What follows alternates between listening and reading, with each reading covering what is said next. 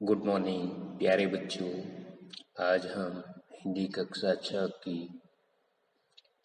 पाठ्य पुस्तक वसंत और सरस्वती व्याकरण निधि उन दोनों में से वन का जो सिलेबस है चैप्टर नंबर 1 और 2 वसंत, नंबर 1 वह चिड़िया जो और बचपन तथा व्याकरण के अंदर चैप्टर नंबर 1 भाषा और नंबर 2 वर्ण विचार, उसका हम रिवीजन करेंगे। पिछले वीडियो में भी हम इस दोनों चैप्टर वसंत के और 2 चैप्टर व्याकरण के उसका रिवीजन कर चुके हैं। फिर से एक बार हम इसका रिवीजन करते हैं। तो आइए,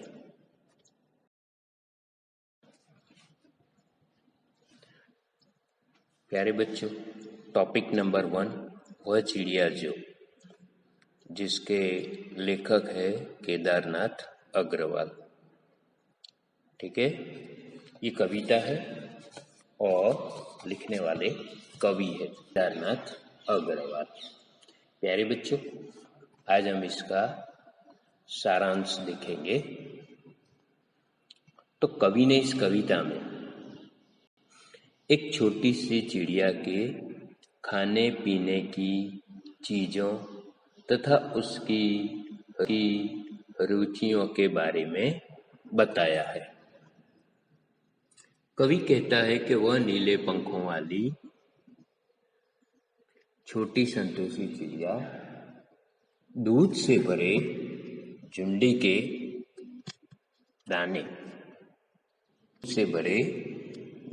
के दाने जो है वो रुचि से, रस से, यानी अपनी इच्छा से खाती है। ज्वार के दानों को बड़ी रुचि है, उसे अनाज से भी बहुत प्यार है। वह छोटी चिड़िया जंगल में वन बाबा के लिए रस से भरा हुआ गीत गाती है। उसे जंगल से भी बहुत प्यार है।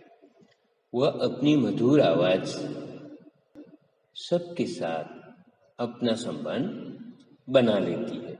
उसकी आवाज भी मीठी है, मधुर है। वह नीले पंखों वाली छोटी चिड़िया तेज बहती नदी में से जल की बूंद चोंच में भरकर उड़ जाती है। उफनती हुई नदी में से वो पानी के बूंदे अपनी चोंच में भरकर ले जाती है। वह नीले पंखों वाली चिड़िया मानो वह नदी का दिल टटोलकर उसमें से मोती उठाकर ले गई है। वह छोटी चिड़िया अपने ऊपर गर्व करने वाली है। उसे नदी से भी बहुत अधिक प्यार है। ये जो कवि है वो हमें बता रहे हैं कि जो नीले पंखों वाली चिड़िया है उसे अनाज से, नदी से और जंगल से बहुत प्यार है। वो जंगल के लिए, यानी जंगल को बूढ़े वन बाबा कह रही है। वन यानी जंगल, तो जंगल के लिए वो गाना गाती है। ठीक है, इस छोटी सी चिड़िया को अपने ऊपर गर्व है, गर्वीली है, वो गर्व कर रही है और गर्व के साथ वो जंगल में उड़ती है, घूमती है। नदी का दिल टटोलकर उसमें से पानी की बूंदें, जल का मोती जिसे कहा जाता है, जल यानी पानी, जल का मोती ले जाती है। उसे अपने आप पर गर्व है। तो कवि ने यहाँ पे एक छोटी सी नीले पंखों वाली चिड़िया के माध्यम से हमें ये बताया है कि ये जो चिड़िया है वो अपने आप पर गर्व करने वाली है, बहादुर है, संतोषी है। उसकी विशेषताएं बताई है हमें कि चिड़िया बहादुर, संतोषी है और उसे अनाज नदी और जंगल से बहुत प्यार है। उसका कंठ मधुर है यानी मीठा है और मीठी आवाज में वो जंगल के लिए गाना गाती है। ठीक है, तो प्यारे बच्चों, इसमें से आप इसके क्वेश्चन आंसर तैयार कीजिए। आपको उसके लिए तैयारी करनी है। PT1 एग्जाम आ रही है, उसमें आप इसमें से लिख सकते हैं। आइए आगे देखते हैं।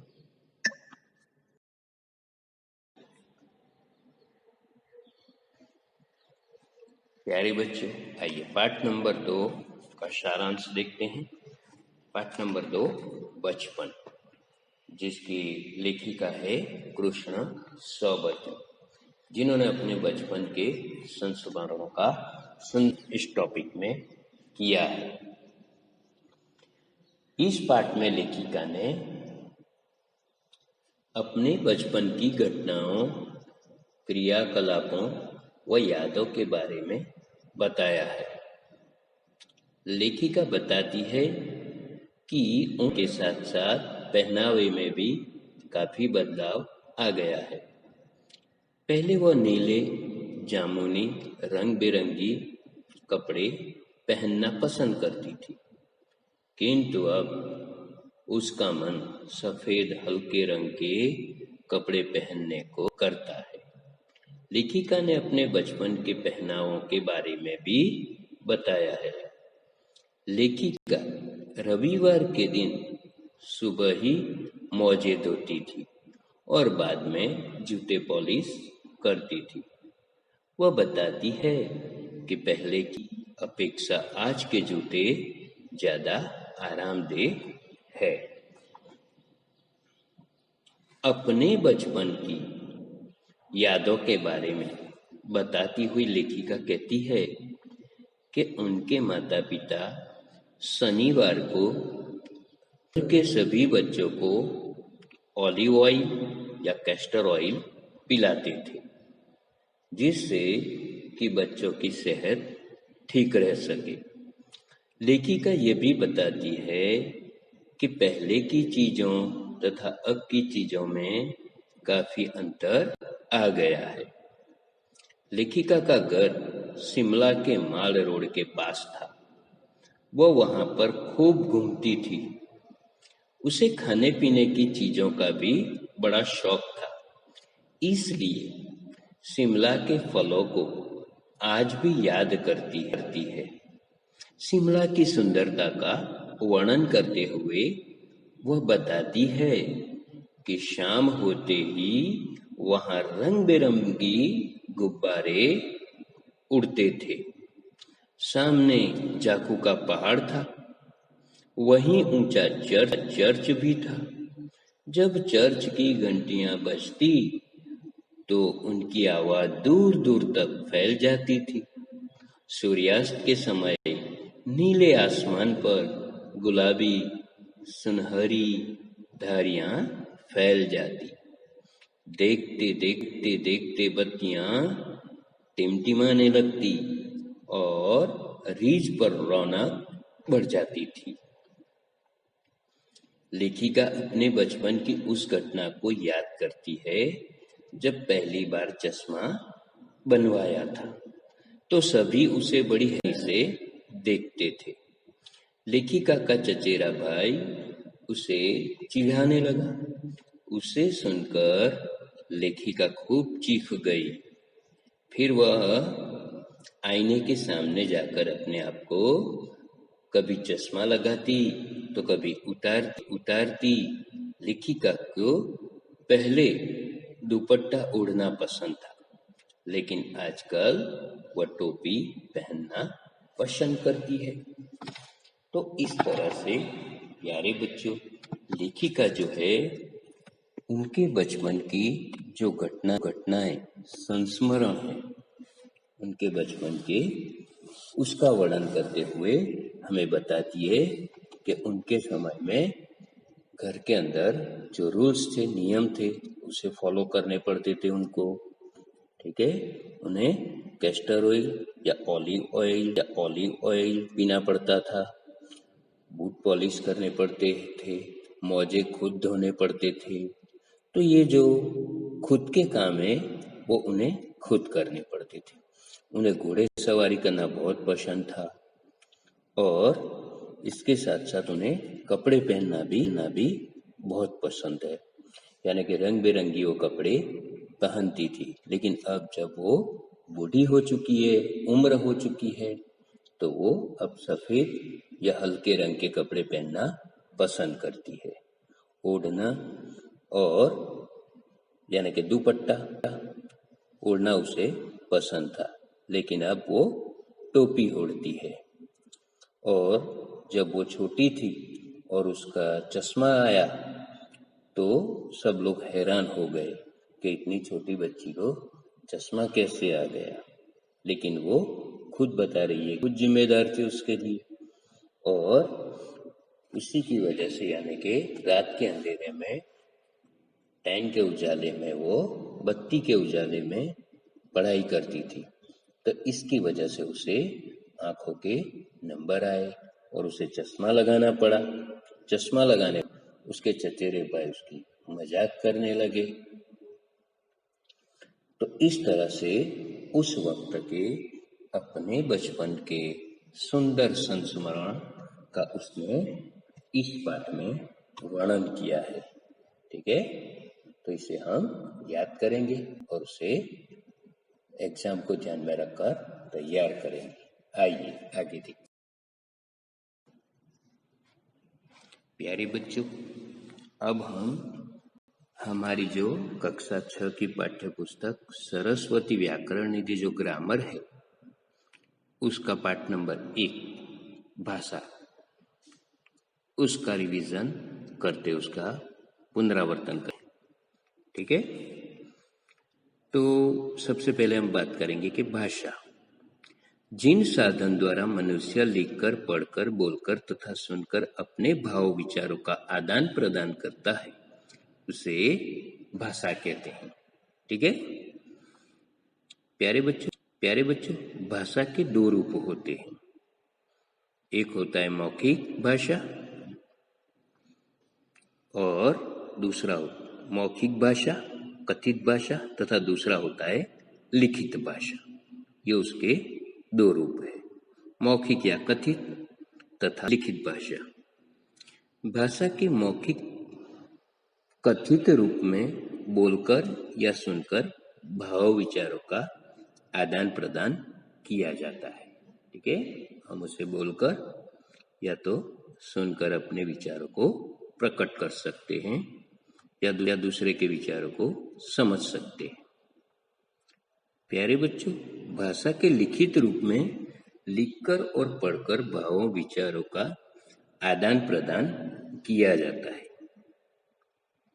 माँ तथा परिवार के अन्य सदस्यों द्वारा बोली जाने वाली जिस भाषा से बच्चे का सबसे पहले परिचय होता है उसे यानी उसकी मातृभाषा कहते हैं। ठीक है, जब बच्चा छोटा होता है तो सबसे पहले वो अपनी माँ से भाषा सीखता है, अपने घर के सदस्यों से वो भाषा सीखता है। तो इसके लिए वो सबसे पहले मातृभाषा से उसका परिचय होता है और धीरे धीरे वो मातृभाषा से दूसरी भाषाएं भी सीखने लगता है। जो भाषा किसी देश के अधिकतम लोगों द्वारा बोली व समझी जाती है वही राष्ट्रभाषा कहलाती है। पूरे देश में जो भाषा बोली जाए, समझी जाए और उसका उपयोग किया जाए तो वो राष्ट्रभाषा होती है। ठीक है, भारतीय संविधान के अनुच्छेद 343 के अनुसार 14 सितंबर 1949 को हिंदी को भारत संघ की राजभाषा के रूप में मान्यता दी गई। हर वर्ष 14 सितंबर का दिन हिंदी दिवस के रूप में मनाया जाता है। किसी भी भाषा की मौखिक उच्चरित ध्वनियों के लिखने के ढंग को लिपि कहते हैं। ठीक है। कोई भी भाषा हो तो उसे हम उसकी जो लिपि होती है उसके द्वारा ही हम लिख सकते हैं।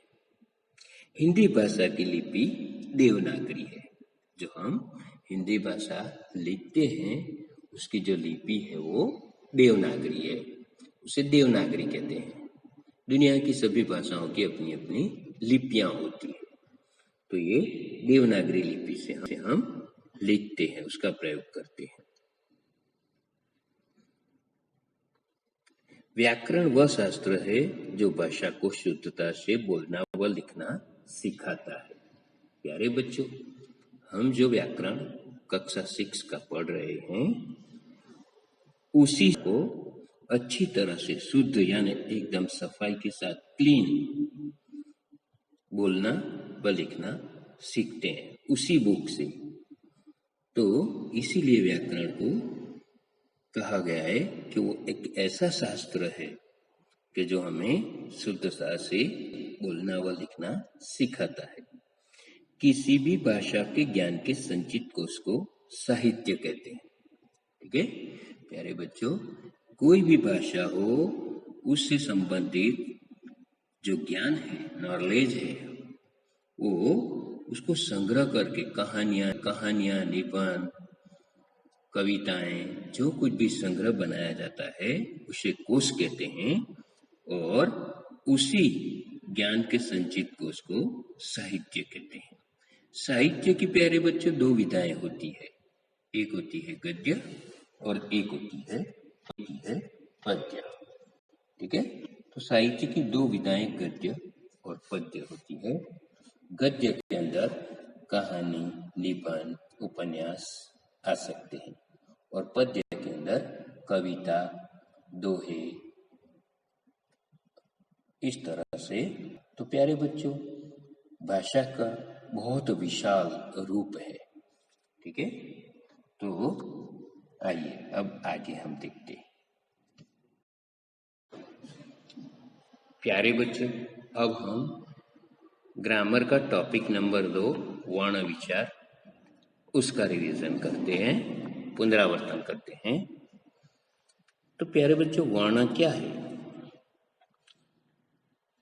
तो कोई भी भाषा सीखने के लिए हमें सबसे पहले उस भाषा के मूल ध्वनि समूह को सीखना पड़ता है। यदि हमें ए से जेड तक अल्फाबेट या 0 से 9 तक गिनती अंक न आए तो हम क्रमशः अंग्रेजी भाषा और गणित नहीं सीख सकते। आपने भी अपने विद्यालय में औपचारिक शिक्षा प्राप्त करते समय सबसे पहले वर्ण या अक्षर लिखना ही सीखा होगा। इस प्रकार हम कह सकते हैं कि वर्ण किसी भी भाषा का मूलाधार है। ये संबंधित भाषा के प्रत्येक शब्द में विद्यमान होते हैं। वर्णों के मेल से ही शब्द बनते हैं। ठीक है, तो सबसे पहले बात करें हम कि भाई भाषा यानी मौखिक व लिखित जो होती है वो भाषा की छोटी से छोटी ध्वनि जिसके और खंड न हो सके वो वर्ण कहलाती है। क्या कहलाती है? वर्ण कहलाती है। किसी भी भाषा की मूल ध्वनियों के व्यवस्थित समूह को वर्णमाला कहते हैं। हिंदी वर्णमाला में वर्ण प्यारे बच्चों दो प्रकार के होते हैं, स्वर और व्यंजन। जिन वर्णों के उच्चारण में श्वास वायु बिना किसी रुकावट के मुख से निकलती है उसे क्या कहते हैं? स्वर कहते हैं। माँ तथा परिवार के अन्य सदस्यों द्वारा बोली जाने वाली जिस भाषा से बच्चे का सबसे पहले परिचय होता है उसे उसकी मातृभाषा कहते हैं। हिंदी वर्णमाला में 11 स्वर और 33 व्यंजन होते हैं। इनकी मदद से ही हिंदी भाषा की वर्णमाला बनती है। स्वर के बिना व्यंजन होता है। स्वर जो होते हैं वो मात्रा के रूप में व्यंजनों में लगते हैं और उसका सही अर्थ बनाते हैं। स्वर रहित व्यंजनों के मेल को संयुक्ताक्षर कहते हैं। बिना स्वर के जो व्यंजन होते हैं उनका जो मिलान किया जाता है उसे हम संयुक्ताक्षर कहते हैं। जब एक ही व्यंजन का पहली बार बिना स्वर के यानी कि 2 बार साथ साथ प्रयोग होता है तो उसे हम द्वित्व व्यंजन कहते हैं। तो प्यारे बच्चों, स्वर और व्यंजन की मदद से हमारी जो वर्णमाला है वो तैयार होती है और वर्णों से शब्द बनते हैं और शब्दों से वाक्य यानी सेंटेंस बनते हैं और सेंटेंस से फिर भाषा तैयार होती है। इस तरह से हमारे व्याकरण के अंदर इस टॉपिक यानी वर्ण विचार का बहुत ही महत्व है।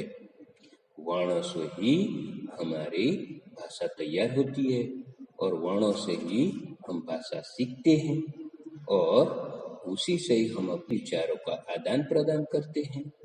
तो प्यारे बच्चों, इस तरह से हमने इन 4 पाठ का रिवीजन किया, पुनरावर्तन किया। अब आप इसमें से अपने टेस्ट के लिए, पीरियडिक टेस्ट 1 के लिए तैयारी कर सकते हैं। Okay, thank you.